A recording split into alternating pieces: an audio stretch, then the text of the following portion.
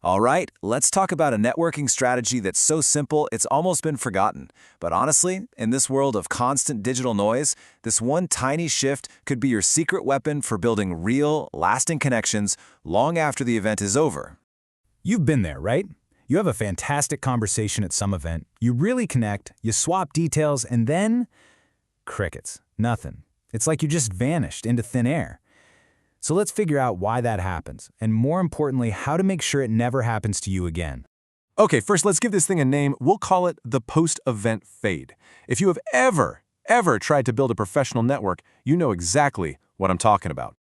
Just picture it. You're in that loud, crowded room, there's a buzz in the air, you're shaking dozens of hands, your pocket is full of business cards, but then you wake up the next day, and all those great conversations have just kind of melted into one big, forgettable fog.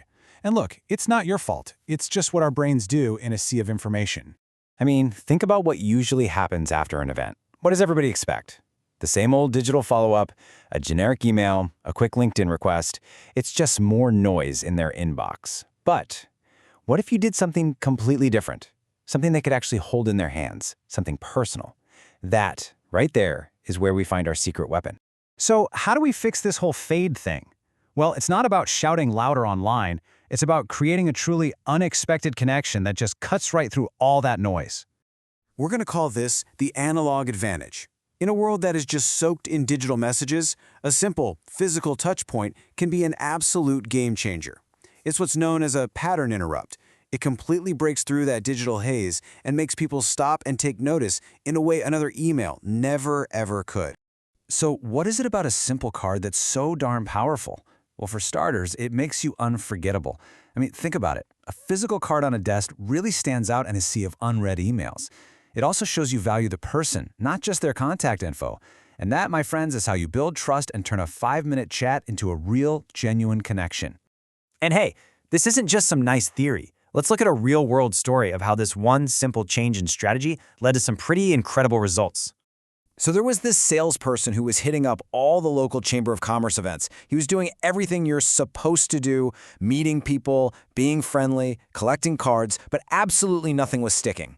He was just caught in that post-event fade, just like everybody else. So for a while, it was just nothing.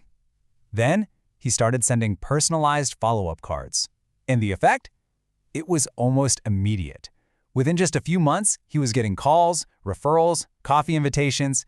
He wasn't just building a bigger contact list, he was actually building a network of people who wanted to help him. And here's the real key, the heart of the whole thing. He didn't just follow up, he made it personal. His success wasn't because of some clever sales tactic, it was because he made people feel seen and valued. That's the real game changer. Now the best part is you can start doing this like today. It's not complicated at all. Here are 4 super simple steps to make a huge impact. Okay, here's the playbook. 1. Timing is everything. Get that card in the mail within 48 hours while the memory is still fresh. 2. Make it specific. Mention something you actually talked about. This is huge because it proves you were really listening. 3. A simple, sincere thank you goes such a long way. And 4. Keep it short and sweet. This is not a sales pitch, it's a human connection. And if this sounds like a lot of work, finding cards, stamps, mailboxes, don't even worry.